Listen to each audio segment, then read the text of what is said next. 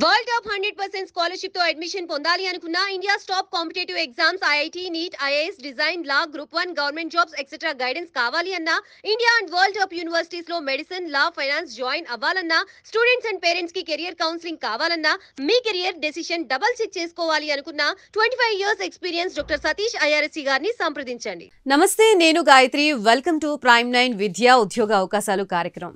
చాలా మంది స్టూడెంట్స్ కి ఉండే ఒక డ్రీమ్ ఏంటి అంటే యూనివర్సిటీస్ లో చదవాలి అని. సో అటువంటి డ్రీమ్ ఉన్న వాళ్ళు దాన్ని ఫుల్ఫిల్ చేసుకోలేక అట్లీస్ట్ యూనివర్సిటీస్ ఉన్న కాలేజ్ రన్ చేస్తున్న కాలేజెస్ మాత్రం చదువుతూ ఉంటారు. సో ఆ విధంగా చదువుకునే స్టూడెంట్స్కి కూడా ఈ డిసాటిస్ఫాక్షన్ అనేది వెంటాడుతూనే ఉంది అని చెప్పొచ్చు. రీసెంట్ టైమ్స్లో మనం జేఎన్టీయూ హైదరాబాద్ని ఎగ్జాంపుల్గా తీసుకుంటే 57% స్టూడెంట్స్ అనేవాళ్ళు ఫస్ట్ ఇయర్ బీటెక్లో ఫెయిల్ అవడం జరుగుతోంది. అసలు వీటన్నిటికీ గల రీజన్ ఏంటి అనే దాని గురించి ఈరోజు మనతో పాటు మాట్లాడడానికి ఉన్నారు డాక్టర్ సతీష్ గారు ఐఆర్ఎస్సి. సో ఆయన అడిగి మరిన్ని విషయాలు తెలుసుకునే ప్రయత్నం చేద్దాం. నమస్తే సతీష్ గారు.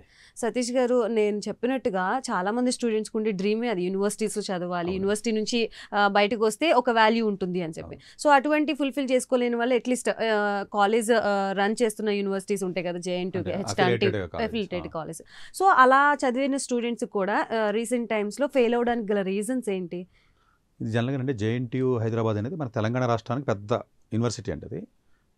ఇప్పుడు మన రాష్ట్రంలో ఉన్న ఇంజనీరింగ్ కాలేజీలు అన్ని కాలేజీలు కూడా జేఎన్టీయూ హైదరాబాద్ కిందే వస్తాయి. ఉస్మానియా నుంచి వచ్చే కాలేజీలో 7-8 ఉంటాయి అంతేనండి. ఎక్కువ అన్ని కాలేజీలు కూడా ఇవే.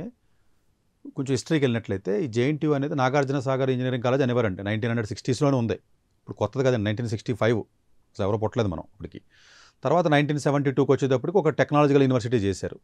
తర్వాత 1972 తర్వాత 1995లో అప్పుడు స్టేట్ గవర్నమెంట్ ఎఫిలియేషన్ చేయొచ్చు అన్న ఒక కాన్సెప్ట్ వచ్చింది. ఓహో, వేరే కాలేజీకి మనం ఎఫిలియేషన్ ఇవ్వచ్చు అని. 2008కి వచ్చేటప్పటికి ఈ జేఎన్టీయూ కాకినాడ సపరేట్గా ఉండేది. తర్వాత అనంతపురం అని లేకపోతే ఇట్లాగా మామూలుగా ఇట్లా ఉండేది. 3 కాలేజీలు ఉండి, అనంతపురం లేకపోతేనేమో కాకినాడ, హైదరాబాద్ ఉండేది. తర్వాత ఇంకోటి జవహర్లాల్ నెహ్రూ మన మసాబ్ టెక్ దగ్గర ఉంటుంది, ఎఫ్ఏ అండ్ ఫైన్ ఆర్ట్స్కి సంబంధించి ఒకటి ఉంటుంది.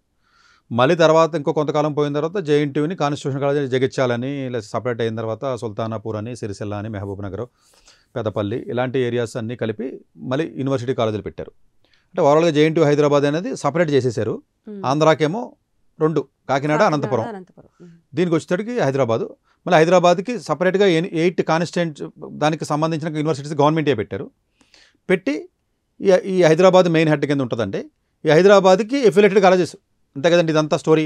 ఈ ఎఫిలియేటెడ్ కాలేజెస్ 2014-15లో అంటే రఫ్గా 10 ఏళ్ల క్రితం, అంటే హిస్టరీ అర్థం అవడం గురించి 10 ఏళ్ళు తీసుకున్నాను ఎగ్జాంపుల్ మీకు. 10 ఏళ్ల క్రితం 424 కాలేజీలు ఉండి చూడండి. నేను 424 కాలేజీలు ఉండి 2014-15లో మనకు రాష్ట్రం ఏర్పడిన కొత్తలో ఈ క్వాలిటీ సరిగ్గా లేకపోవడం వల్ల 413 వల్ల 300, 350, 316 లేకపోతేనేమో ఇట్లా తగ్గుకుంటా వచ్చి ఇప్పుడు అఫీషియల్గా వెబ్సైట్లో మనకు చూపించినటువంటి కాలేజ్ 216. అంటే అన్ని తీసేశారు. ఓవరాల్గా జేఎన్టీయూహెచ్ కింద తగ్గిపోతున్నాయి. 200కి వచ్చినాయి. ఆ 2016కి మామూలుగా ఆన్ పేపర్ మీద ఉన్నాయి. ఇచ్చేటప్పుడు పర్మిషన్ ఇచ్చేటప్పుడు ఎలా ఉంటుందని ముందే కొన్ని క్లోజ్ అయిపోయినాయి, కొన్ని యాక్టివ్గా ఉన్నాయి. అకాడమికల్గా యాక్టివ్ అంటారు. ఇంకోటి ప్రోగ్రెసివ్ క్లోజర్ అంటారు. ప్రోగ్రెసివ్ క్లోజర్ అంటే క్లోజ్ అయిపోతున్నట్టు. కొన్ని కంప్లీట్గా క్లోజర్ ఉంటాయి. ఈ 216 కాలేజీలో మళ్ళీ కొన్ని కాలేజీలు కోర్సెస్ రన్ చేయట్లా. అఫీషియల్గా పేపర్ మీద ఉన్నాయి. ఇంకా 3rd ఇయర్ 2nd ఇయర్ ఉంటారు కొంతమంది. ఫస్ట్ ఇయర్ జాయినింగ్ ఉండదు. ఇట్లా చూస్తే ఇప్పుడు అఫీషియల్గా ఉన్న కాలేజీలు చూస్తే యాక్టివ్గా కొద్ది గొప్ప యాక్టివ్గా ఉన్న కాలేజీలు 140, 150. అంటే అసలు 420 ఎక్కడ, 150 ఎక్కడ. ఈ క్వాలిటీ సరిగ్గా లేకపోవడం వల్ల, స్టూడెంట్స్ ఎవరో సరిగ్గా ప్రిఫర్ చేయకపోవడం వల్ల, ఫ్యాకల్టీ రిక్రూట్మెంట్ సరిగ్గా లేకపోవడం వల్ల ఆల్రెడీ తగ్గిపోతున్నాయి. చాలా తగ్గిపోయినాయి, అబ్నార్మల్గా తగ్గిపోయినాయి. ఎక్కడ 400 చిల్లర, ఎక్కడ 150కి వచ్చేసినాయి. ఇప్పుడు ఈ కాలేజెస్లో ఎవరైతే చదువుతున్నారో విద్యార్థులు ఈ ఎంసెట్ ద్వారా వెళ్తారండి జనరల్గా, అంతే కదా. అంటే ఎంసెట్కి సంబంధించి మనం ఎక్కువగా ఇప్పుడు వీడియోలు చేయము, ఎందుకంటే స్టేట్ కాలేజెస్ కదా అని. బట్ ఇది ఎందుకు స్పెసిఫిక్గా నేను మాట్లాడుతున్నానంటే అసలు ఎలా ఉన్నాయి కాలేజీలు అన్న విషయం మనకు అర్థం కావాలి, జనాలకు అర్థం కావాలి. ఈ ఎంసెట్ ద్వారా రాసినటువంటి విద్యార్థుల యొక్క సంఖ్య మీరు చూసుకున్నట్లయితే ఎంసెట్కి అప్లై చేసేవాళ్ళు అంటే రఫ్గా 1,75,000 అలా ఉంటారండి. 1,80,000 దాకా ఉంటారు. ఇందులో ఒక 90-95,000 మంది రిజిస్టర్ చేసుకుంటారు. మిగతా వాళ్ళు క్వాలిఫై అయిన వాళ్ళు కాకుండా ఈ 95,000 మంది రిజిస్టర్ చేసుకుంటే ఇందులో జనరల్గా తెలంగాణ అనుకుంటే ఆంధ్ర వాళ్ళకి 20,000 ఎంతమంది ఉంటారండి. అంటే తెలంగాణలో ఉన్నటువంటి పీపుల్ ఎవరైతే ఉంటారో రఫ్గా ఒక 70-75,000 మందికి అప్లై చేసుకున్నారు. లాస్ట్ ఇయర్ అయినా ఈ సంవత్సరం ఇంచుమించుగా అప్లై చేసిన వాళ్ళు ఎంతమంది అయితే ఉన్నారో దానికంటే ఎక్కువ సీట్లు ఉన్నాయి. ఇప్పుడు తెలంగాణలో ఇప్పుడు 2024-25 మనం మాట్లాడుకుంటున్నాం కదా, ఇప్పుడు చూస్తే 85,000 నుంచి 90,000 సీట్లు ఉన్నాయండి ఏకంగాను. ఏంటి, ఒక్క తెలంగాణ రాష్ట్రంలోనే జేఎన్టీయూ హైదరాబాద్కి సంబంధించినటువంటి కాలేజీలు మాత్రమే 85,000 సీట్లు ఉన్నాయండి. 85,000 సీట్లలో కంప్యూటర్ సైన్స్ డిమాండ్ ఉంది కదా అని చెప్పేసి 65,000 కంప్యూటర్ సైన్సే ఉన్నాయి. కాదండి, భారతదేశంలో తెలంగాణ ఒక రాష్ట్రం. ఈ తెలంగాణ రాష్ట్రంలో జేఎన్టీయూ హైదరాబాద్ అనేది ఒక కాలేజీ, దానికి అనుబంధంగా ఉన్నటువంటి సంస్థలను మీరు తీసుకుంటే 65,000 సీట్లు కంప్యూటర్ సైన్స్ ఉన్నాయి. చిత్రం చూడండి, ఇటు సరిపోదు అన్నట్టుగా. వీళ్ళు ఇంకా కొన్ని కాలేజీలో 10 కాలేజీలు పెంచారు, గవర్నమెంట్ పర్మిషన్స్ ఇవ్వడం కానీ గవర్నమెంట్ కాలేజీలు కొన్ని పెంచుకున్నారు, ఉన్న కాలేజీ క్వాలిటీ పెంచడం మానేసి. అవి ఒక 2,000-3,000 సీట్లు యాడ్ అవుతున్నాయి, ఇంకా ఎక్కువ యాడ్ అవుతాయి. అది కాకుండా కొత్తగా ఈ కాలేజెస్ ఏం చేశారంటే, జేఎన్టీయూ హైదరాబాద్ వాళ్ళు ఒక 20,000 సీట్లు ఎక్స్ట్రా కావాలని ఏఐసిటీని అడిగారు. ఏఐసిటీ అంటే అప్రూవల్ ఇచ్చే ఏజెన్సీ అండి. కనీసం అప్రూవల్ ఇచ్చే ఏజెన్సీని అడిగితే దాన్ని ఈఓఏ అంటారండి. అంటే ఎక్స్ట్రా అంటే ఇన్ని ప్రిన్సిపల్ అప్రూవల్ ఇవ్వడం అనమాట. ఈ అప్రూవల్ ఏఐసిటీ ఇచ్చేసింది. అంటే ఏఐసిటీ ఎవరైతే గవర్నమెంట్ ఏజెన్సీ బాడీ మీకు ఢిల్లీలో ఉందో కనీసం చెక్ చేసుకోకుండా 20,000 సీట్లు ఇచ్చింది చూడండి ఏకంగా. ఇప్పుడు ఏమైనా ఈ 70,000 సీట్లకి కంప్యూటర్ సైన్స్ 65,000 20,000 యాడ్ అయిపోయినాయి. 90,000 అప్లై చేసిన వాళ్ళు అంతమంది లేరు, సీట్లు మొత్తం మిగిలిపోతున్నాయి. దీనికి బయట ఉన్న ఏజెన్సీలు లేకపోతే ఇంకోటి చూడండి, మీకు ఏ సీట్ అయినా వస్తుంది, లేకపోతే సీట్లు రాలేదని భయపడద్దు, చాలా మంచి మంచి కాలేజీలో కంప్యూటర్ సైన్స్ సీట్లు వస్తాయి అని చెప్పేసి రకరకాలుగా యూట్యూబ్లో వీడియోలు చేస్తున్నారు తప్ప అసలు పెట్టిన ప్రతి ఒక్కరికి సీటు కంప్యూటర్ సైన్స్. ఇప్పుడు 65,000 అఫీషియల్గా నేను చెప్తున్న నెంబర్, జేఎన్టీయూ హైదరాబాద్ వెబ్సైట్లో కూడా మీరు చూసుకోవచ్చు. రఫ్గా 85,000 సీట్లు ఉంటే అందులో 20,000 ఉంటాయండి మీకు అదర్ దాన్ కంప్యూటర్ సైన్స్. చాలా ఏ సీట్ ఇప్పుడు కొత్తగా ఏం చెప్తుంది, డిమాండ్ లేని కోర్సులు తీసేయండి అని పర్మిషన్ ఇచ్చింది ఇయర్ కూడా, లాస్ట్ ఇయర్ కూడా. ప్లస్ మెర్జ్ చేయమందండి కాలేజీలని. ఇప్పుడు 140-150 ఎందుకు వచ్చింది తెలుసా, 2 కాలేజీలు పక్కన ఉన్నాయనుకోండి, కలిపేసుకోమంది. మెర్జ్ చేయడం కానీ స్లైడింగ్ చేయడం కానీ, ఒక కాలేజీలో ఉన్న స్టూడెంట్ ఇంకో కాలేజీకి వెళ్ళడం కానీ, ఇవన్నీ వెసులుబాట్స్ ఇచ్చినా కూడా 85,000 సీట్లే ఉన్నాయి. 85,000కి 65,000 కంప్యూటర్ సైన్స్ ఉంటే 20,000 యాడ్ చేసింది. ఇప్పుడు కొత్తగా registrar JNTU Hyderabad registrar Venkateswara గారు ఉంటారండి. ఆయన ప్రెస్ మీట్ పెట్టి రీసెంట్గా చెప్పింది ఏం చెప్పాడంటే, ఆయన జూలైలో ప్రెస్ మీట్ పెట్టాడు, ఈ మధ్యన కూడా పెట్టి ఏం చెప్తున్నాడంటే, మాకు ఫస్ట్ ఇయర్ పాస్ పర్సంటేజ్ 57% ఉంది. ఫెయిల్ 57% ఫెయిల్ అయ్యారు, పాస్ పర్సెంటేజ్ రఫ్గా 40% ఉంది. కొత్తగా ఇచ్చిన 20,000 సీట్లు వెనక్కి తీసేసుకోండి అని చెప్పి వెనక్కి ఇచ్చేసారండి. ఇప్పుడు అవి ఫిలప్ అవ్వట్లేదు అసలు. అంటే ఎలా అసలు పర్మిషన్ ఎందుకు ఇచ్చింది చూసుకోకుండా? ఏ సీటీ అప్లై చేస్తే వెంటనే పర్మిషన్ ఇచ్చేయడం కరెక్ట్ కాదు. ఈ రిజిస్టర్కి ఇంకా ఆయనకి ఇంకా ఏం చేయాలో తెలియక వెనక్కి ఇచ్చేసారు సీట్లు. ఫస్ట్ టైం అలా వెనక్కి ఇచ్చేయడం. 20,000 సీట్లు అలా అప్రూవ్ చేయడం ఏంటి, మనకు ఉన్న సీట్ల కంటే ఎక్కువ సీట్లు ఎక్కువ 65,000 ఉండడం ఏంటి, అసలు ఐటీకి అంతమందికి జాబులు వచ్చే పరిస్థితి ఉందా లేదా అన్న ఆలోచన పక్కకు పోయి 25,000 సీట్లు వెనక్కి వెళ్ళిపోతే 65,000 70,000 వచ్చేసినాయి కదండి. మొత్తం కంప్యూటర్ సైన్స్ చేసేసారు సీట్లన్నీ. సివిల్ ఇంజనీరింగ్, మెకానికల్ అన్నీ తీసేశారండి. అన్నీ కలిపినా కూడా ఇప్పుడు 15,000-20,000 కూడా లేవు. ఈ అన్ని కాలేజీల్లోనూ ఎఫిలియేటెడ్ కాలేజెస్లో ఏ నిబంధనల్ని కూడా గవర్నమెంట్ నిబంధనలు, ఏఐసిటీ అప్రూవల్ నిబంధనలు ఏవి కూడా పాటించట్లేదు. ఉదాహరణకి కాలేజీ ప్రిన్సిపల్ ఎంటెక్ కూడా ఉంటాడు, పిహెచ్డీ ఉండాలి, ఫ్యాకల్టీ పిహెచ్డీ ఉండాలండి, ప్రిన్సిపల్ పక్కనట్టండి. హెచ్ఓడీలు అందరూ బీటెక్ ఉండే ఏంటి, బీటెక్ కూడా టీచరు, ఎంటెక్ కూడా ప్రిన్సిపల్. ఇది ఎఫిలియేటెడ్ కాలేజీల యొక్క పరిస్థితి, ఎక్సెప్ట్ 10-15 కాలేజీలు తప్ప. మనకేంటి రూల్ ఏంటి, ఫ్యాకల్టీ పిహెచ్డీ ఉండాలి కదండి ఎక్కడైనా. అసలు ప్రిన్సిపల్సే పిహెచ్డీలు లేవు, ఇంకా హెచ్ఓడీలు లేవు ఒకటి. రెండోది ఏంటంటేనంటే, ఈ పర్టికులర్ కాలేజెస్లో ఉన్న ఏదైతే ఇప్పుడు ప్రజెంట్ నడుస్తుందో, ఈ పర్టికులర్ కాలేజెస్లో క్వాలిటీ ఆఫ్ ఎడ్యుకేషన్ ఏదైతే ఉంటుందో అబ్నార్మల్గా పడిపోతుంది. మీరు ఫెయిల్ అయ్యారు ఎందుకు అన్న రీజన్కి ఫ్యాకల్టీ లేకపోవడం కాదండి. వన్ ఆఫ్ ది మేజర్ అంటే స్టూడెంట్స్ క్వాలిటీ అబ్నార్మల్గా పడిపోతుంది. ఎందుకంటే అప్లై చేసిన ప్రతి ఒక్కరికి 1:1 రేషియో అండి. ఇప్పుడు తెలంగాణలో నేను అఫీషియల్గా చెప్తున్న స్టేట్మెంట్ ఏంటంటే, తెలంగాణ రాష్ట్రంలో కంప్యూటర్ సైన్స్ సీట్లకి 1:1 రేషియోలో సీట్లు ఉన్నాయి. అంటే మీకు 10 మంది ఉంటే 10 సీట్లు, 50,000 ఉంటే 50,000 సీట్లు ఉన్నాయి. ఇలా ఉన్నప్పుడు క్వాలిటీ ఎక్కడి నుంచి వస్తుందండి? స్టూడెంట్స్లోనూ క్వాలిటీ లేదు, స్టూడెంట్స్లోనే క్వాలిటీ లేదు, అసలు కాలేజీలోనూ క్వాలిటీ లేదు, ఫ్యాకల్టీ పిహెచ్డీ క్వాలిఫైడ్ ఉండరు. ఏ ఎఫిలియేటెడ్ కాలేజీలో కూడా జనరల్గా మీరు చూస్తేనే ఎంటెక్ అయితే అసలు అటెండెన్స్ ఉండో, కాలేజీలో ఉండో, స్టైఫండ్ గురించి తీసుకుంటారు, అదో పెద్ద స్కామ్ పక్కన పెట్టండి. ఎంటెక్ గురించి మనం చెప్పుకోకూడదు. ఎక్కడ రీసెర్చ్ ఉండదో, ప్రాజెక్టు ఉండదో, సరైనటువంటి ఫ్యాకల్టీ ఉండరు, సరైన ఇంటర్న్షిప్ ఫెసిలిటీస్ ఉండవు. స్టూడెంట్స్ అందరూ లీస్ట్ క్వాలిటీ ఉన్న స్టూడెంట్స్ని తీసుకుంటున్నారు. ఇంజనీరింగ్ ఉన్న పదానికి వాల్యూ పోయింది. ఒకప్పుడు ఇంజనీరింగ్ డిగ్రీ అంటే మేము చదువుకునే రోజుల్లో ఎంతో వాల్యూ ఉంటుందంటే. విత్ ఆల్ దీస్ రీజన్స్ ఏమవుతుందంటే, స్టూడెంట్స్కి సరైన కంట్రోలింగ్ సరిగా లేకపోవడం వల్ల, కాలేజెస్లో క్వాలిటీ మొత్తం లేకపోవడం వల్ల 60% ఫెయిల్ అయిపోతున్నారండి. సరే, ఎఫిలియేటెడ్ కాలేజెస్లో ఫెయిల్ అయిపోయారు సతీష్ గారు, పోనీ జేఎన్టీయూ హైదరాబాద్లో పాస్ అవుతున్నారా అని నేను మళ్ళీ దాన్ని స్టడీ చేశాను. అలా ఏంట్రా బాబు పోనీ జేఎన్టీయూ హైదరాబాద్లో ఇంజనీరింగ్ జాయిన్ అయిన వాళ్ళు 1100 మంది ఎంతమంది ఉంటారండి రఫ్గా. అంటే 5 years డ్యూయల్ డిగ్రీలు కాకుండా ఇది ఫారెన్ కొలాబరేషన్స్ అవి కాకుండా ప్యూర్ ఇంజనీరింగ్ జాయిన్ అయినాడు. అందులో 678 మంది స్టూడెంట్స్ పాస్ అయ్యారు అంతే. అంటే అక్కడ కూడా మీకు 40% ఆఫ్ ది స్టూడెంట్స్ ఫెయిల్ అయిపోయారు. ఏంటి జేఎన్టీయూ హైదరాబాద్ కూకట్పల్లిలో ఉన్న క్యాంపస్లో కూడా 40% of the students first year fail అయిపోయారు. ఇప్పుడు సో అదేంటి డివైడ్ చేసినా కూడా యాక్చువల్ బ్రాంచ్ దగ్గర కూడా అంత క్వాలిటీ ఉండట్లేదు. అంటే ఎందుకు అంటే వీళ్ళ ఈ స్టూడెంట్స్ ఎవరైతే మీకు చదువుతున్నారో స్టూడెంట్స్లో సీరియస్నెస్ తగ్గడం. ఫ్యాకల్టీ కూడా అంటే గవర్నమెంట్ కాలేజే కదండి జేఎన్టీయూ హైదరాబాదు. ఎవరో దగ్గర తీసుకుని ప్రాజెక్టులు ఇవ్వడాలో లేకపోతే చెప్పడాలో ఇలాంటివి ఏమి ఉండవండి. ఏళ్ళు ఇష్టం వచ్చినట్టు ఉండడం, కాలేజీలు ఇష్టం వచ్చినట్టు ఉండడం. ఇది ఎలా అయిపోయిందంటే తెలంగాణ రాష్ట్రంలో ఉన్నటువంటి ఇంజనీరింగ్ కాలేజీల పరిస్థితి ఎంత దారుణంగా తయారైపోయిందంటే అంటే ఎక్కువగా నేను స్టేట్ కాలేజీల గురించి నన్ను చాలామంది అడుగుతారు, యూట్యూబ్లో చేయండి సార్, వీడియోలు చేయండి అంటారు, కామెంట్స్లో పెడతారు. ఎందుకు చేయను అంటేనండి అసలు అక్కడ రీసెర్చ్ ఉండదో, ప్రాజెక్టు ఉండదో, ఇంటర్న్షిప్ ఉండదో, పాస్ అయితే 40% కూడా పాస్ అవ్వరో, సరే సీరియస్గా ఉన్న స్టూడెంట్ ఉండడో. ఈ కాలేజీల గురించి వర్స్ట్ క్వాలిటీ అండి. ఆ పదాన్ని వాడటానికి నేను సిగ్గుపట్టలేదు. అసలు క్వాలిటీ అన్న పదమే లేదు. ఇలాంటి పర్టికులర్ కాలేజెస్లో క్వాలిటీ ఎంత వరస్ట్గా పడిపోతున్నప్పుడు ఏం మాట్లాడతానండి నేను. ఇప్పుడు నేను వచ్చి ఒక అరగంట ఎపిసోడ్ చేయాలండి మీతోను. సార్ మీరు ఏదైనా కాలేజీ గురించి చెప్పండి సార్, మల్లారెడ్డి గారి కాలేజీ గురించో, అరోరా కాలేజీ గురించో, లేకపోతే ఏదో జగిత్యాలలో కాలేజీ ఉందో ఎలా ఉందో, లేదా ఎస్ఆర్ యూనివర్సిటీ వరంగల్లో ఉందో చెప్పండి. అరగంట సేపు చెప్పి కంటెంట్ నా దగ్గర ఉండదండి. ఫ్యాకల్టీ ప్రొఫైల్స్ బాగున్నాయని చెప్పనా, మంచి ప్రాజెక్ట్స్ ఉన్నాయని చెప్పనా, మంచి ఫండింగ్ ఉందని చెప్పనా, మంచి రీసెర్చ్ ఫెసిలిటీస్ ఉన్నాయని చెప్పనా, మంచి ఇంటర్న్షిప్కి వెళ్తున్నారని చెప్పనా, ఏమున్నాయని నేను చెప్పాలండి ఆ కాలేజీ గురించి అరగంట సేపు ఎపిసోడ్ చేయండి సతీష్ గారు అని చెప్పి కింద కామెంట్స్లో చంపేస్తారు నన్ను. నేను చెప్పడానికైనా, నేను మాట్లాడడానికైనా. ఇప్పుడు నాలాంటోడు మాట్లాడాలంటే టెక్నికల్గా మాట్లాడాలి కదండి. ఏదో క్యాజువల్గా ఏదో యూట్యూబ్లో ఎవడబడతాడు పెట్టి ఇలా ఎంసెట్ కాలేజీ కౌన్సిలింగ్ లేకపోతే ఎంసెట్ కాలేజీలో జాయిన్ అవ్వండి, స్టేట్ కాలేజీలో జాయిన్ అవ్వండి, 10 లక్షల ప్యాకేజ్ వస్తుందని ఫేక్ థంబ్నెయిల్స్ పెట్టి చెత్త చెదార మాట్లాడే మనిషిని కాదు కదండి. ఎంత అరగంట సేపు మాట్లాడాలంటే ఒక కాలేజీ గురించి ఎంతో కొంత కంటెంట్ ఉండాలి కదండి. మీరేనంతే నేనే మాట్లాడాలంటే. ఈ కాలేజీల యొక్క పరిస్థితి ఇంత ఇది 2023లో కూడానండి, 24 కాదండి, అసలు 2023లో ఎలా ఉందని మళ్ళీ నేను వెనక్కి వెళ్ళాను.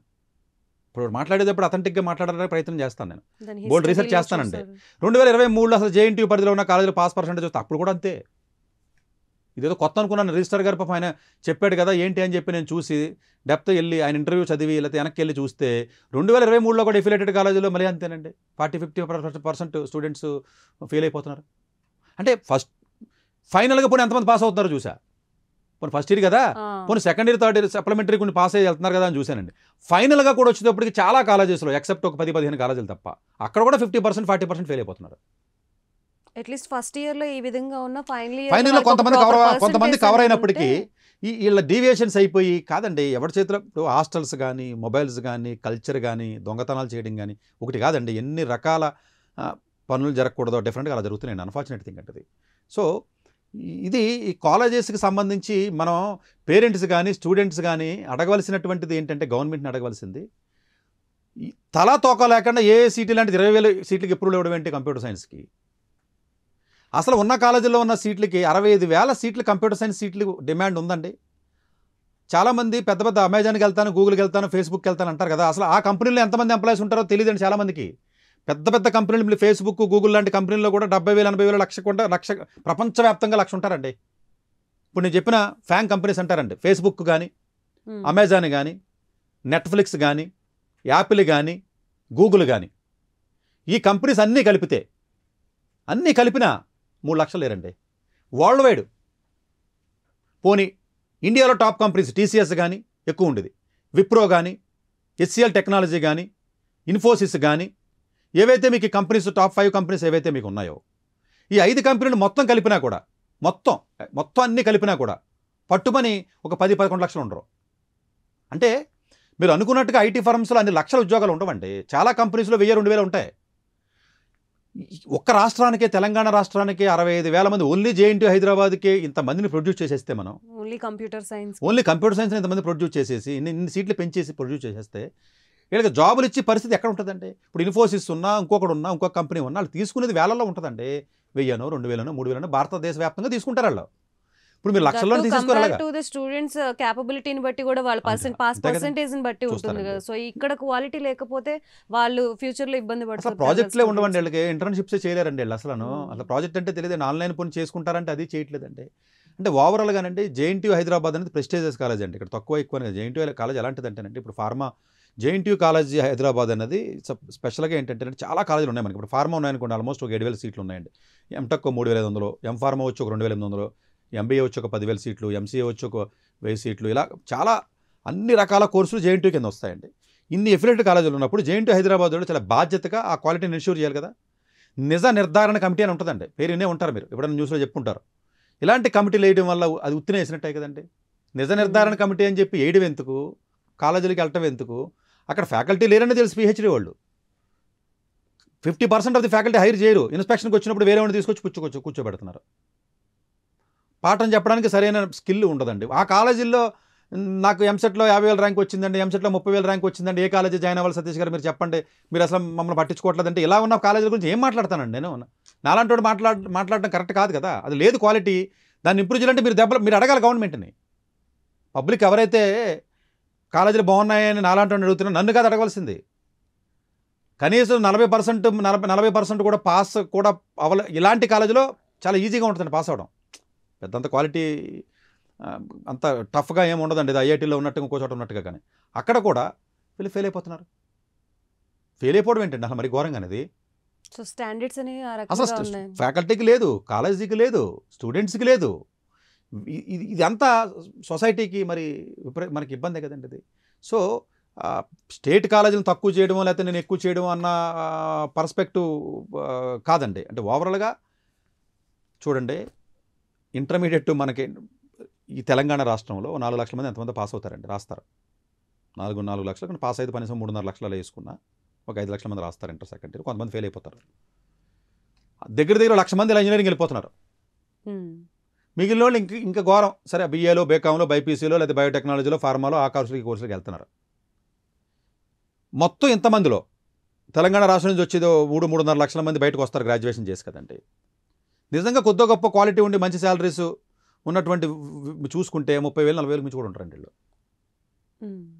ఇంకా మీకు అర్థమయ్యేలాగా చెప్పాలంటే భారతదేశం మొత్తం మీద ఐటీ ఇండస్ట్రీలో ఇప్పుడు దాకా ఉన్న ఎంప్లాయీస్ యొక్క సంఖ్య అన్ని కంపెనీలు, అన్ని కేటగిరీలు, అన్ని లేయర్స్ మొత్తం భారతదేశంలో అన్నీ కలిపినా కూడా 50 లక్షలు లేరు. అంటే 30 ఏళ్ళు సర్వీస్ ఉంటుంది కదా, 35, దానికి 35గా 40గా డివైడ్ చేస్తే సంవత్సరానికి మహా అయితే ఎన్ని ఉద్యోగాలు ఉంటాయండి? 1,00,25,000 కూడా ఉండవు, అంతే కదా. భారతదేశంలోనే కంప్యూటర్ సైన్స్ ఉద్యోగాలు ఎంతమంది బయటకు వస్తున్నారు? అందులో అవుట్ సోర్సింగ్ కూడా ఉంటాయండి, చాలా చిన్న చిన్న ఉద్యోగాలు ఉంటాయి, పెద్దవి ఉంటాయి, రకరకాలు ఉంటాయండి అవి. ఇది గవర్నమెంట్ చేయవలసింది ఏంటంటే జేఎన్టీయూ హైదరాబాద్ని పెద్దన్న పాత్ర ఇచ్చారండి దానికి. బాబు నువ్వు తండ్రి లాంటివాడివి, నీ కింద ఇన్ని కాలేజీలు మేము ఎఫిలియేట్ చేసాము, క్వాలిటీని జాగ్రత్తగా ఇన్ష్యూర్ చేయి, పిల్లల యొక్క భవిష్యత్తు నీ చేతిలో పెడుతున్నాం, నువ్వు మంచి ఎగ్జామినేషన్స్ బాగా కండక్ట్ చేయి, టఫ్గా ఫ్యాకల్టీని రిక్రూట్మెంట్ చేసినప్పుడు ఇన్ష్యూర్ చేయి, ఇన్స్పెక్షన్స్కి వెళ్ళు అని చెప్పి పెద్దన్న పాత్ర ఇచ్చారు జేఎన్టీయూ హైదరాబాద్కి, అంతే కదా. లేకపోతే ఎఫిలియేటెడ్ ఎందుకు ఇచ్చినప్పుడు ఏ ఆస్పెక్ట్లో దాని డ్యూటీ అనేది కరెక్ట్గా చేస్తుంది? ఎవడో వస్తాడండి కాలేజీ వాడు, పర్మిషన్స్ ఇబ్బంది ఉందనుకోండి, వాళ్ళ దగ్గర డబ్బులు తీసుకోవడం వదిలేయడం, మల్టిప్లై అయిపోయి ఎక్స్పోనెన్షియల్గా పెరిగిపోతుంది కదా కరప్షన్. ఇప్పుడు కాలేజీ వాళ్ళందరూ ఏం చేస్తారనుకుంటున్నారు? ఈ ప్రైవేట్ కాలేజీ వాళ్ళందరూ ఏదో డబ్బులు పంపించేయడం. మరి లేకపోతే మరి పిహెచ్డీ లేకుండా పిహెచ్డీ వాడు లేకుండా ఫ్యాకల్టీస్ కానీ, హెచ్ఓడీస్ కానీ, ప్రిన్సిపల్స్ కానీ మంచి మంచి కాలేజీల్లో కాదు, కానీ చెత్త కాలేజీలోనే చదవాలి కదా ఎంటెక్ పిహెచ్డీయో. లేవు. ల్యాబ్స్ ఏమున్నాయి? లేవు. ప్రాజెక్టులు ఏమన్నా చేస్తున్నారా? లేదు. ఫెయిల్ అయిపోతున్నారు. బయోమెట్రిక్ ఉంటుంది కదా వీళ్ళకి, బయోమెట్రిక్ కూడా మేనేజ్ చేస్తారండి కాలేజీ వాళ్ళు. ఈ బయోమెట్రిక్స్ ఉంటాయి తెలుసా మీకు కాలేజీకి వెళ్ళినప్పుడు? అది కూడా అంతే.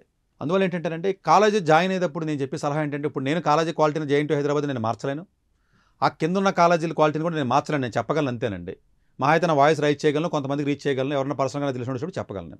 బట్ స్టూడెంట్స్కి నేను చెప్పి సలహా అయితే మాత్రం అంటే, మీరు కాలేజీ జాయిన్ అయినప్పుడు ఏది పడితే అయితే కౌన్సిలింగ్లో పెట్టేసి ఎవరన్నా పట్టుకుని వెళ్ళిపోయి ఇలాంటి చెత్తలోకి మీరు వెళ్ళిపోతే స్టూడెంట్ బాగుపడతాం కూడా పక్కనెట్టండి, ముందు చెడిపోతున్నారు వీళ్ళు, అంతే కదండి. మీరు ఖాళీగా ఉన్న పర్లేదు, రాంగ్ ప్లేస్లో ఉండకూడదు.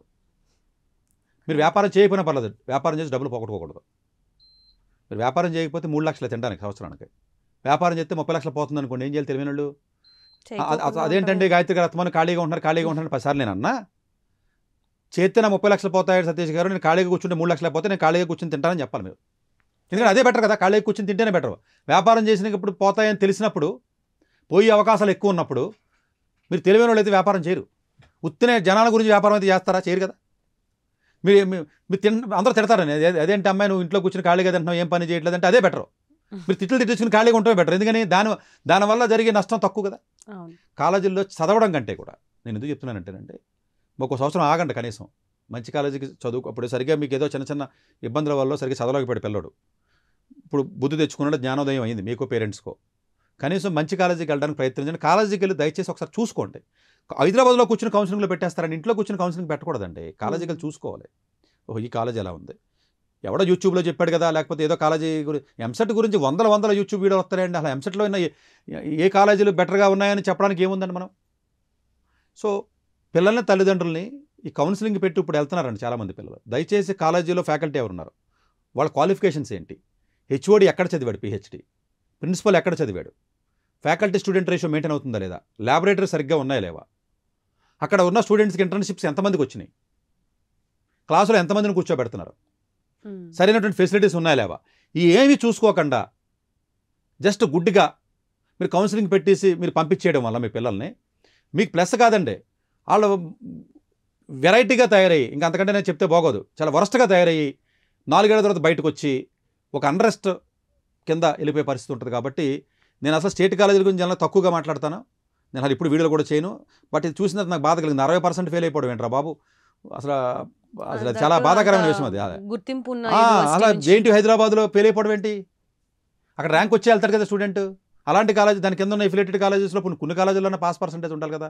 ఆయన రిజిస్టార్ డైరెక్ట్గా ప్రెస్ మీట్ పెట్టి చెప్తున్నాడు, మా దగ్గర 57% ఆఫ్ ది స్టూడెంట్స్ ఫెయిల్ అయిపోయారు మా జేఎన్టీయూ ఎఫిలియేటెడ్ కాలేజెస్లో, మాకు ఎక్స్ట్రా సీట్లు వద్దు, ఏ సీట్ని రిక్వెస్ట్ చేసి బతిమాలుకు వెనక్కి ఇచ్చేసారు సీట్లు ఈ సంవత్సరం. దీనికి ఏం 20,000 సీట్లు వచ్చినాయని ఆనందపడుతూ ఉంటారు. అలా ఉన్న సీట్లు దిక్కులేవు, 65,000 సీట్లకి 20,000 సీట్లు వచ్చినాయి, 20,000 సీట్లు వచ్చినాయని చెప్పి యూట్యూబ్లో అందరూ చెప్పేశారు. మీకు తిరుగులేదు, సీట్లు వచ్చేస్తే ఉపయోగం ఉందండి. సీట్లు అందులో సరైనటువంటి క్వాలిటీ లేక 65-70 వేల మందికి జాబులు ఇచ్చే పరిస్థితిలో హైదరాబాద్ మార్కెట్ లేదు. ఐటీ ఇండస్ట్రీ అన్ని జాబులు ఉండవండి మీరు అనుకున్నట్టుగా.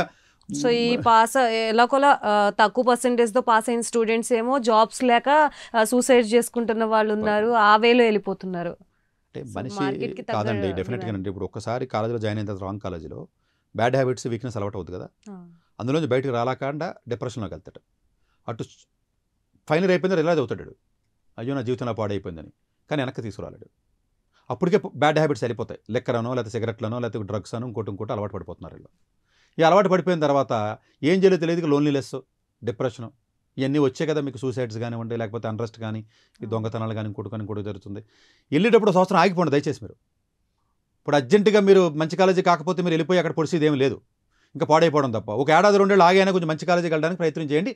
అది ఈ పిల్లవాడు తెలివైనడని మీకు అనిపిస్తే, సార్ మా అబ్బాయి ఎలాగా తెలివైనడు కాదు, వీడు ఎట్లాగా సరిగా చదవడం, ఇంకొక కొంతకాలం ఉంచిన పనికిరాడు అని మీరు బలంగా నమ్మితే ఇంకేసేయండి చెత్తలో. కొంతమంది పేరెంట్స్ ఎలా అనుకుంటారంటే, లేదంటే తెలివైన కుర్రాడండి, ఏదో దురదృష్టం కొలిది కొంచెం మాకు రాలేదు, ఏదైనా ట్రై చేస్తే కొంచెం ఏమైనా ప్రొఫైల్ ఏమైనా క్రియేట్ అవుతుందో లేకపోతే అవుతుందో అన్నప్పుడు మీరు ఉంచండి. తెలివైనడని బలంగా స్టూడెంట్ నమ్మినా పేరెంట్స్ మా పిల్లలు తెలివైన అనుకున్నప్పుడు కనీసం ఆలోచన చేయమంటున్నాను, నేనేమి ఆపమని చెప్పట్లేదు. మోస్ట్ ఆఫ్ ద పేరెంట్స్ కానీ స్టూడెంట్స్ కానీ ఏం ఆలోచిస్తారంటే ఆ అకాడమిక్ ఇయర్ అనేది వేస్ట్ అయిపోతుంది కదా అనే పాయింట్ ఆఫ్ వ్యూలో కొంతమంది గో విత్ ద ఫ్లో అన్నట్టు వచ్చిన కాలేజ్లోనే జాయిన్ అయిపోతూ ఉంటారు. పెళ్లి చేసుకున్నారండి, 3 ఏళ్ళు కాపురం చేశారు, నచ్చలేదు మొగుడు, ఇంకో 30 ఏళ్ళు బతకాలి, 2 ఆప్షన్స్ ఉంటాయి మీకు. 3 ఏళ్ళు ఎలాగ పెళ్లి చేసుకుని కాపురం చేశాను కదా, మిగతా 30 ఏళ్ళు ఇంక తప్పదు కదా అని అనుకుంటారా, లేకపోతే వదిలేసి ఇంకో మ్యారేజ్ చేసుకుంటారన్నది ఏం చెప్తారు మీరు చెప్పండి. ఏ అమ్మాయి అయినా పోనీ ఎవరైనా ఏం చేస్తారు? 3 ఏళ్ళు ఉన్నాను కాబట్టి 30 ఏళ్ళు బండి కానిస్తానా, లేకపోతే బెటర్ లైఫ్ వస్తుంది అన్నప్పుడు 3 ఏళ్ళు పోతే పోయింది, షుగర్ వచ్చింది ఏళ్ళు తీసేస్తారా, లేకపోతే దాని మీద ప్రేమతో ఉంచుకుంటారా? తీసేస్తారు. 3 ఏళ్ళు నరకం చూపించాడండి మొగుడు, లేకపోతే పెళ్ళం చూపించింది మొగుడికి, తీసి ఇంకో మ్యారేజ్ చేసుకుంటున్నారు కదా, రీమ్యారేజ్ చేసుకుంటున్నారు కదా. ఒక కోర్స్ జాయిన్ అయితే నష్టమే ఉంది, 4 ఏళ్ళు డిగ్రీ అయిపోయిన తర్వాత కూడా మానేసి మరీ యూజ్ జాయిన్ అయ్యే వాళ్ళు ఉంటారంటే. It's not that. అంటే మీ రియలైజేషన్ అయిన తర్వాత మీకు డ్యామేజ్ జరిగినప్పుడు అంటే కెరీర్ పరంగా అంటే డ్యామేజ్ని తీసి ఫ్రెష్గా స్టార్ట్ చేయడంలో తప్పలేదు. డ్యామేజ్ని కంటిన్యూ చేస్తానంటున్నారు మీరు. నాకు డ్యామేజ్ జరిగింది సార్ సతీష్ గారు, బట్ నేనేం బయటకు వచ్చే పరిస్థితిలో లేను, నేను ఇరుక్కుపోయాను, నేను డ్యామేజ్ని కంటిన్యూ చేస్తానని మీరు అంటున్నారు. నేను అంటున్నాను అక్కడ కట్ చేసేయమంటున్నాను ఆ పార్ట్ని. తెలివైనది ఏం చేయాలి, కట్ చేసేయాలి దాన్ని. కట్ చేసి నువ్వు ఫ్రెష్గా వెళ్ళు, మిగతా అన్నీ చేస్తున్నాం కదా. బాలేదండి, చొక్కా కొనుక్కున్నారు మీరు, ఏం చేస్తారో బాగాలేదు, అది అనుకున్నది లేదో, ఇబ్బంది అయింది, ఇంకోటి షాప్కి ఇస్తారు లేదు, ఇంకోటి ఏదో నెక్స్ట్ టైం ఇది కొనుక్కోకుండా. అంటే కెరియర్ 1 ఇయర్ పోయింది, 2 ఏళ్ళు పోయింది, 3 ఏళ్ళు పోయింది, ఇది కాదు. నువ్వు ఈ తర్వాత వెళ్ళి పొజిషన్ అలాంటిది. నువ్వు ప్యూన్ కింద క్లర్క్ కింద చేస్తే ఉపయోగం ఉంది. ఒకే ఉద్యోగం 40 ఏళ్ళు. ఇప్పుడు స్వీపర్ ఉన్నాడండి, ఫ్రెష్గా ఉన్న స్వీపర్కైనా 5,000 జీతం. 20 ఏళ్ళు ఎక్స్పీరియన్స్ ఉంది సతీష్ గారు, నేను బాగా తుడుస్తాను, 5,000 కాదు 10,000 జీతం ఇవ్వమంటే ఇస్తానా? It's not about the time. మీరు ఎంట్రీ గ్రాండ్గా ఉన్న స్టూడెంట్కి ఎప్పుడునంటే స్టెప్స్ బాగా ఎక్కుతాడు. ఎంట్రీ వీక్గా ఉందనుకోండి అది ఎక్కలేడు. నేను చెప్పే సలహా ఏంటంటే, తెలిసి వీక్ కాలేజీ అని, అసలు క్వాలిటీ లేదని మీకు బలంగా తెలిసి మీరు ఎలా దూకుతారు? వీడి పనికిరాడు, వీడి మంచోడు కాదని తెలిసి పెళ్లి చేసుకున్నట్టే. పెళ్ళనన్నా వదిలేయచ్చు, కోర్సును వదలలేం. ఈ కోర్సును అసలు వదలలేదు, పెళ్లి చేసుకున్నట్టే. ఇంకా ఎక్కువ ఇది ఇంకా ఎక్కువ మీరు అలా కదండి, మీరు తర్వాత జీవితాన్ని కూడా శాసించేది. It's not about only 4 years. దీన్ని వదలలేరు, మనుషులన్నా వదిలేయచ్చు, డబ్బులన్నా వదిలేయచ్చు. కానీ సో 4 years కంప్లీట్ చేసాం కాబట్టి ఎలాగోలా జాబ్ కొట్టాలని చెప్పి మళ్ళీ దాని తగ్గట్టు చిన్న జాబ్ 20,000 మరి మొత్తం బ్యాచ్ అంతా 20,000 బ్యాచ్, ఇది అంత 25,000 బ్యాచ్. సో అందువల్ల ఏంటంటే మీరు రీమ్యారేజ్కి ఏం భయపడక్కర్లేదు. ఎవరైనా సరే మీరు 1 year లేకపోతే 2 years 3 years అనేది పాయింట్ కాదు.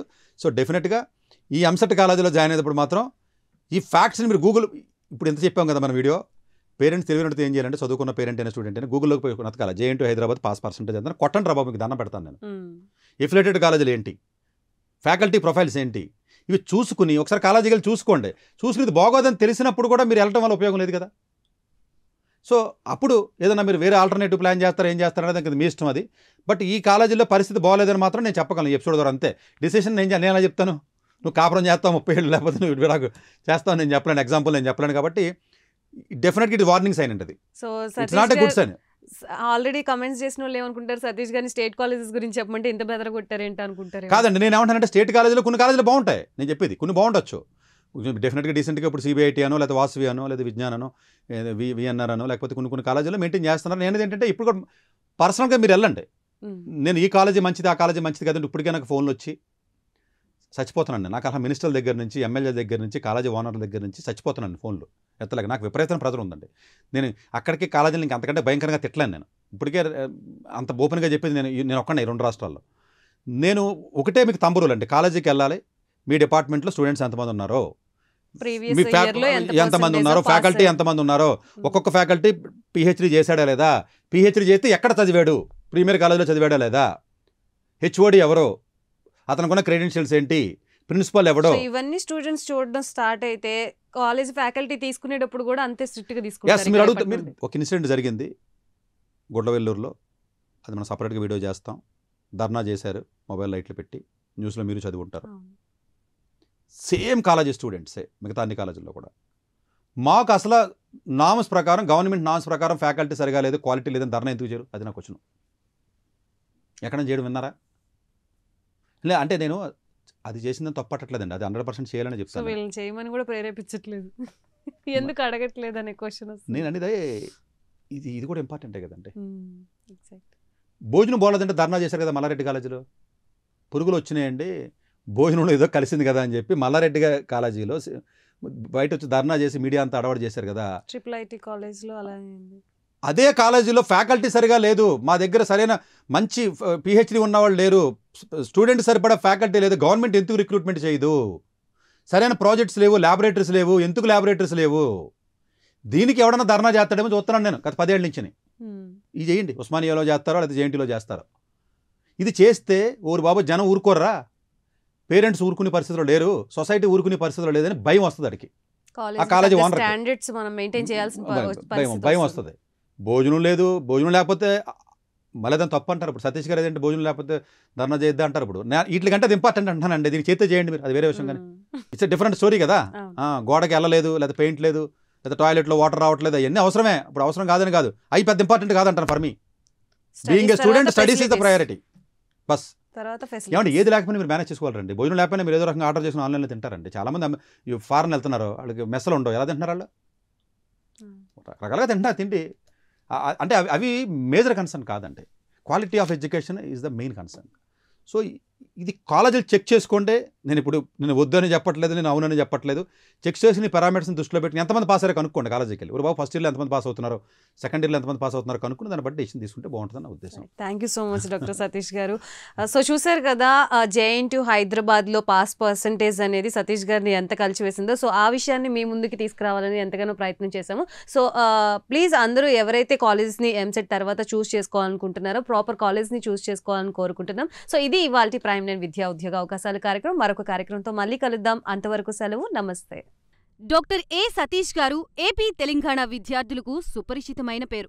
సతీష్ గారు 2001 యూపీఎస్సీ పరీక్షల్లో ఉత్తీర్ణులై ఇండియన్ రైల్వే విభాగంలో ఉద్యోగం సాధించారు. సతీష్ గారు చదివిన చదువులు engineering, MTech, MBA, executive MBA, MSc, MBA HR, MA psychology లాంటి పోస్ట్ గ్రాడ్యుయేషన్ డిగ్రీలతో పాటు డాక్టరేట్ కూడా చదవడం జరిగింది.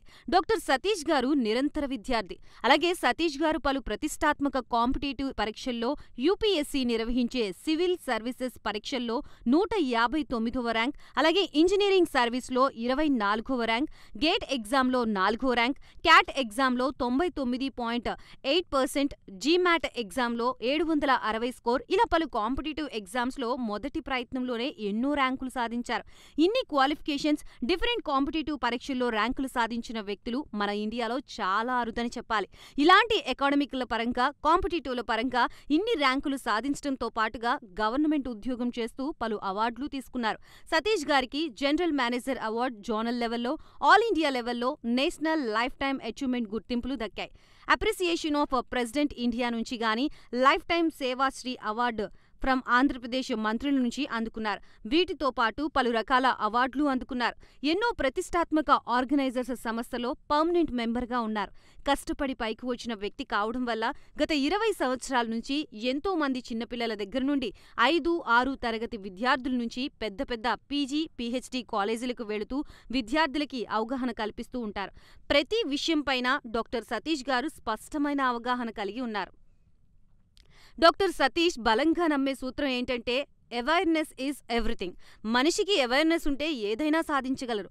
ఒక్క మోటివేషన్తోనే కాదు, ఏది చెయ్యాలి, ఏది చేయకూడదు, ఎలాంటి డెసిషన్ తీసుకోవాలనే విషయాలపై, ముఖ్యమైన విషయాలపై అవగాహన కల్పిస్తూ ఉంటారు. అలాగే గవర్నమెంట్, ప్రైవేట్ జాబ్లే కాకుండా ప్రపంచ దేశాల్లోని జాబ్స్పై కూడా అవగాహన కల్పిస్తూ ఉంటారు. ఉద్యోగాలతో పాటు పెద్ద చదువులైన ఐఐటి వంటి వాటిపై సెషన్స్ నిర్వహిస్తూ ఉంటారు. ఇప్పటి వరకు 3 లక్షల సెమినార్లు ₹1 తీసుకోకుండా ఉచితంగా నిర్వహించారు.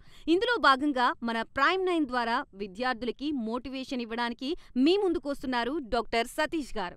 వరల్డ్ టాప్ 100% స్కాలర్షిప్ తో అడ్మిషన్ పొందాలి అనుకున్న India top competitive exams IIT, NEET, IAS, design, law, group 1 government jobs etcetera guidance కావాలి అన్నా, India and world top universities లో మెడిసిన్, లా, ఫైనాన్స్ జాయిన్ అవ్వాలన్నా, స్టూడెంట్స్ అండ్ పేరెంట్స్ కి కెరియర్ కౌన్సిలింగ్ కావాలన్నా, మీ కెరియర్ డెసిషన్ డబుల్ చెక్ చేసుకోవాలి అనుకున్న 25 years experience doctor Satish IRSC గారిని సంప్రదించండి.